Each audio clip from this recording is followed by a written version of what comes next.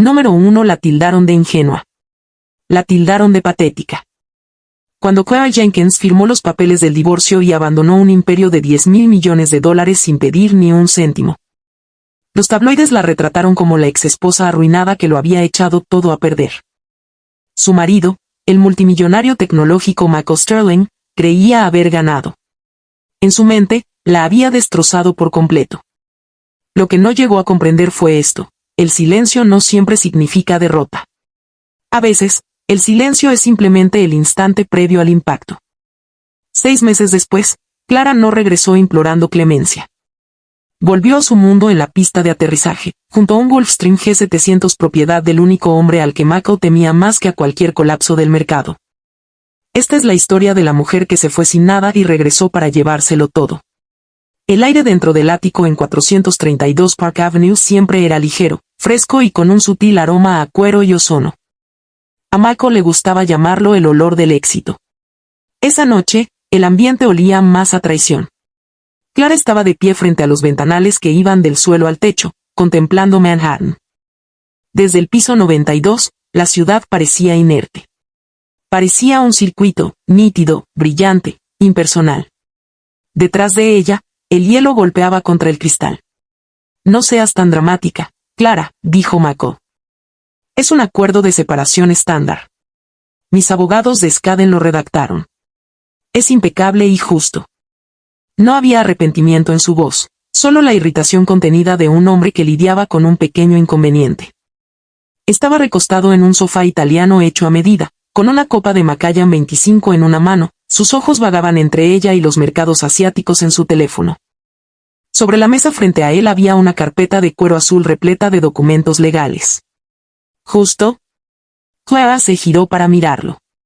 Su voz era tranquila, pero tenía la garganta anudada. Me ofreces la casa de verano en Maine y una asignación mensual durante 3 años. A cambio, firmo un acuerdo de confidencialidad prometiendo que nunca mencionaré. Ella se detuvo. Jessica. Mako finalmente levantó la vista. La calidez que una vez habitó en sus ojos azules había desaparecido hacía mucho tiempo. Lo que quedaba era una indiferencia pulida y gélida. Jessica es mi vicepresidenta de comunicaciones, dijo. Es fundamental para la empresa.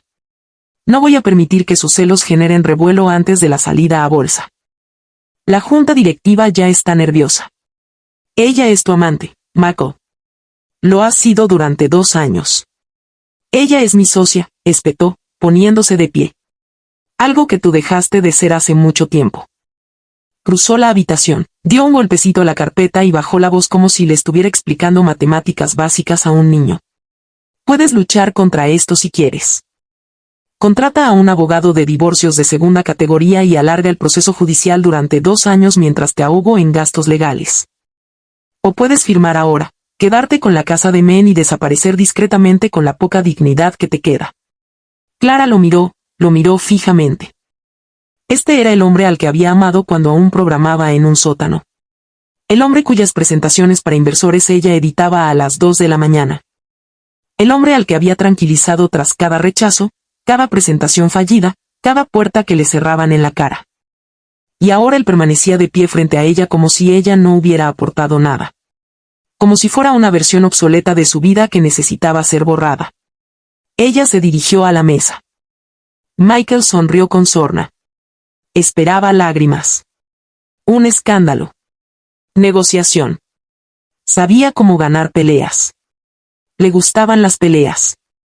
Lo que no sabía manejar era la rendición en los términos de otra persona. Clara cogió la pluma Montblanc, pasó a la última página y dijo en voz baja, no quiero la casa en Maine. Mako frunció el ceño. Entonces quédate con el apartamento de Miami. Mejor clima. Mayores gastos de mantenimiento, pero... Yo tampoco quiero el apartamento. Se quedó mirando fijamente. No quiero la beca. No quiero nada de eso. Por primera vez, su expresión cambió. ¿De qué estás hablando? Voy a firmar los papeles del divorcio, dijo Clara. También firmaré el acuerdo de confidencialidad. Pero voy a tachar la sección de manutención conyugal y división de bienes. Me voy con lo mismo que tenía al entrar. Mako soltó una carcajada.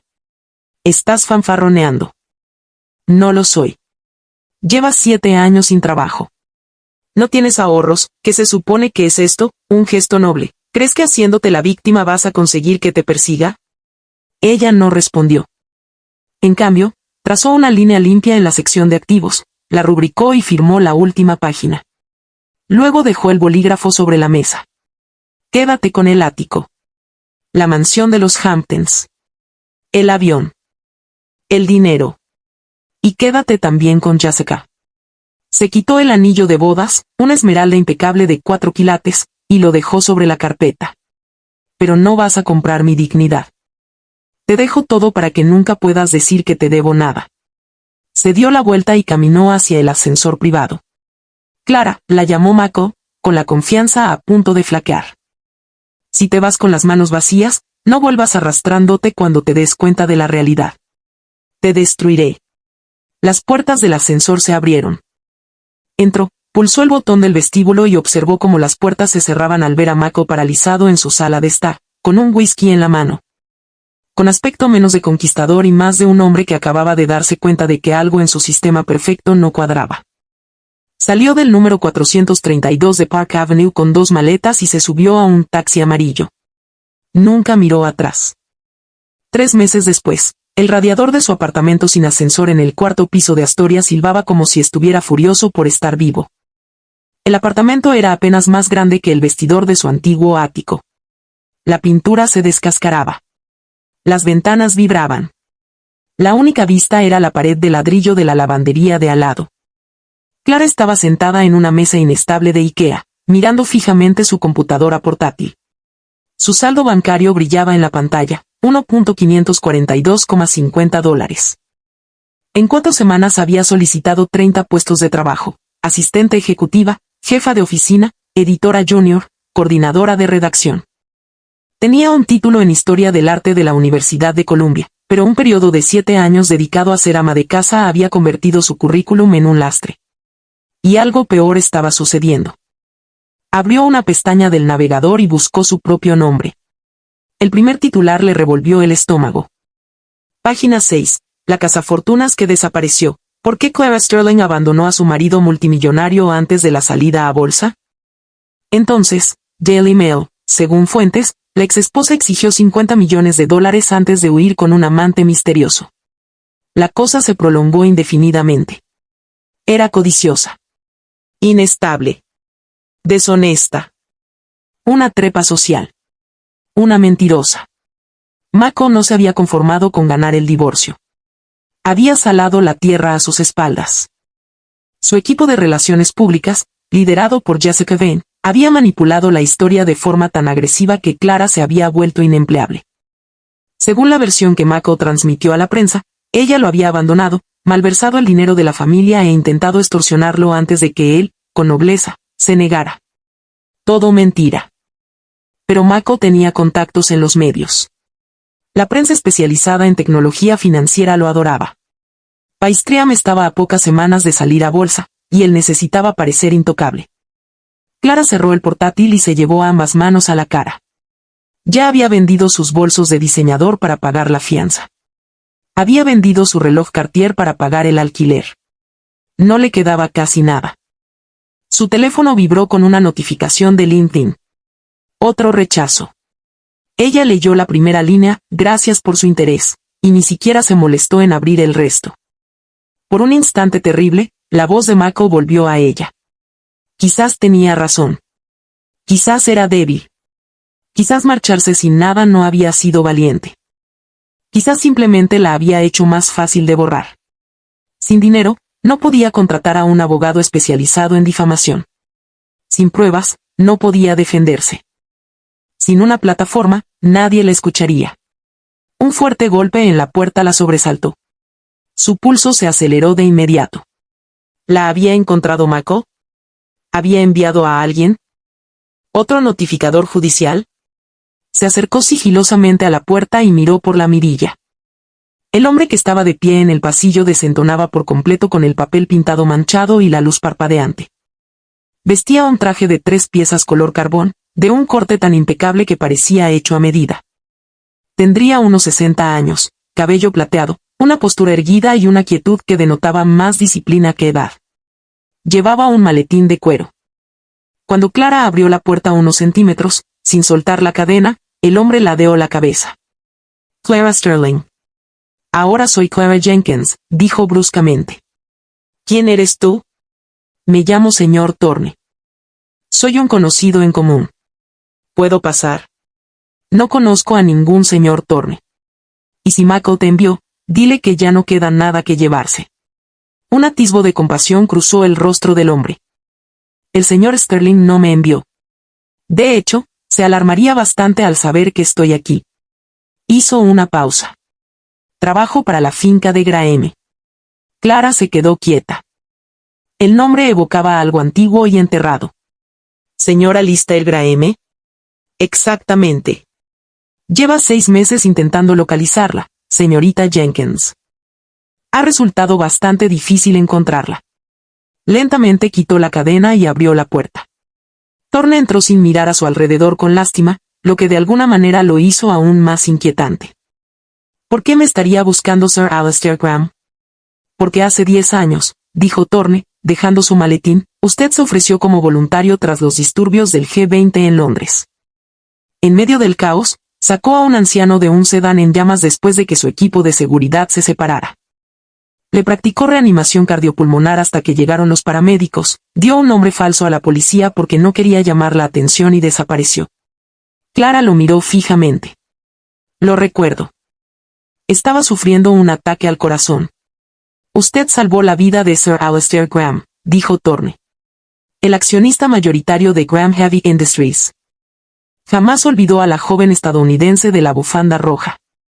Sus investigadores tardaron años en identificarla a partir de grabaciones antiguas y datos biométricos. Cuando finalmente lo lograron, usted ya estaba casada con Michael Sterling. Él supuso que usted era feliz, que vivía cómodamente y que no necesitaba nada de él. Thorne abrió el maletín y colocó un documento sobre la mesa. Eso cambió después de tu divorcio. Clara miró el documento. Era un comprobante de transferencia bancaria. Islas Caimán. Empresa fantasma. Una suma tan grande que tuvo que leerla 2 veces. A Sir Alistair le parecieron sospechosos los términos de su divorcio. Mandó examinar las finanzas de Michael. No los documentos públicos, sino la estructura real. Ella levantó la vista. Michael es despiadado, pero no es un criminal. Thorne sostuvo su mirada con serenidad. Construyó Paestream utilizando una arquitectura algorítmica patentada que robó durante una empresa conjunta con una filial de Graeme. Ocultó el robo. Y lo que es más importante, ocultó el dinero. Deslizó otra página hacia ella. Mostró que casi $300 millones fueron canalizados a través de una entidad llamada Vane Holdings. Clara tragó saliva con dificultad. ¿Vane? ¿Como Jessica? Sí. La habitación parecía inclinarse. Usted renunció a sus derechos sobre los bienes declarados, continuó Thorne.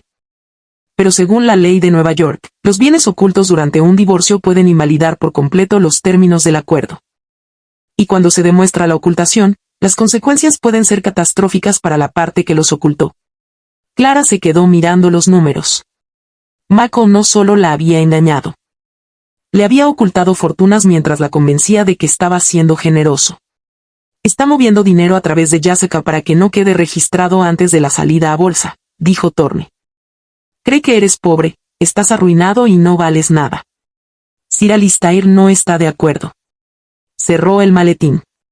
El señor Alistair se encuentra en Zurich. Le gustaría ofrecerle los servicios de su equipo legal, en concreto de Quinn Emanuel. Quiere informarle sobre todo lo que han descubierto. Clara miró a su alrededor en su apartamento. Las paredes desconchadas. El abrigo de segunda mano colgado junto a la puerta. El portátil que parecía existir solo para rechazarla. Luego volvió a mirar el documento de transferencia que tenía en la mano. ¿Cómo se supone que debo llegar a Zurich? Thorne esbozó una leve sonrisa. Señorita Jenkins, Sir Alistair no realiza vuelos comerciales. Hay un coche abajo. Nos llevará a Teterboro. El avión nos está esperando. En ese momento, algo despertó en su interior. No esperanza. La esperanza era demasiado débil. Esto era más nítido. Dame un minuto, dijo ella. El trayecto hasta Teterboro transcurrió en un silencio casi absoluto, interrumpido solo por el murmullo de los neumáticos sobre el pavimento mojado. Clara iba sentada en la parte trasera del Maybach, agarrando con fuerza las mangas del abrigo de lana barato que había comprado tras empeñar su Burberry. Frente a ella, Thorne revisaba un expediente bajo una lámpara de lectura y, sabiamente, no dijo nada. Cuando el coche por fin llegó al asfalto, Clara lo vio. Un Gulfstream G700, plateado bajo los reflectores, con los motores ya en marcha. Se parecía menos a un medio de transporte y más a la potencia materializada. Thorne salió primero y le abrió la puerta. La fría lluvia le empañaba el rostro mientras subía las escaleras. Arriba, una azafata vestida de azul marino le ofreció un paraguas y una sonrisa serena. En el interior, el avión estaba repleto de iluminación cálida, de blanco, madera pulida y cuero color crema. Nada de filas estrechas. Nada de compartimentos superiores para equipaje. Simplemente un mundo privado flotante diseñado para quienes nunca esperaban. ¿Quiere champán? ¿O whisky escocés?, preguntó el camarero. Clara pensó en Mako. Agua, dijo. Y café solo. Cuando el avión comenzó a rodar por la pista, Thorne se abrochó el cinturón de seguridad frente a ella. Te estarás preguntando por qué Sir Alastair está haciendo esto. Clara miró por la ventana mientras las luces de la pista de aterrizaje pasaban a toda velocidad. Se me pasó por la cabeza. Razonable. Hombres como él no gastan este tipo de dinero en agradecimiento. Lo gastan en resultados. Thorne sonrió. Puede que sea lo más inteligente que me hayan dicho hoy. El avión aceleró hacia adelante y, segundos después, Nueva York desapareció bajo sus pies. Cuando se estabilizaron, Thorne se sentó a su lado y sacó 3 fotografías del maletín. La primera mostraba a Mako en una gala, sonriendo junto a Jessica, quien lucía un collar de diamantes que Mako le había dicho una vez a Clara que era ridículo como regalo de cumpleaños. La segunda fue una solicitud de patente. Mira la fecha. Clara se inclinó hacia adelante. Octubre de 2016. Y los comentarios del código en el apéndice. Ella examinó la página. Luego se congeló. El árbol lógico. El formato. Las notas en los márgenes. Una frase en particular la impactó como un jarro de agua helada. Comprobar el flujo para detectar redundancia, SJ sus iniciales. No es Sterling. Es Jenkins. Sue. Ese es mi código, dijo, casi inaudiblemente. Un recuerdo me vino a la mente. Mako presa del pánico durante una prueba beta fallida, caminando de un lado a otro mientras ella estaba sentada en el suelo con una computadora portátil. Despierta durante casi 2 días, desenredando la arquitectura dañada y reconstruyéndola línea por línea. Ella lo había arreglado. Ella había salvado a la empresa antes de que se convirtiera en una empresa. Patentó tu trabajo a su propio nombre, dijo Thorne. Y construyó Paystream sobre esa base. Las palabras resonaron con una claridad aterradora. No era solo dinero. Era algo peor que el dinero. Le había robado la mente. Luego la convenció de que no tenía nada que valiera la pena robar. Solía decirme que ya no entendía el negocio, dijo ella. Porque sabía que sí, respondió Thorne. Sabía que si alguna vez recordabas lo que habías construido, perdería el control de toda la ilusión. Él le entregó el café. Intenta descansar. Aterrizamos en 6 horas. Pero Clara nunca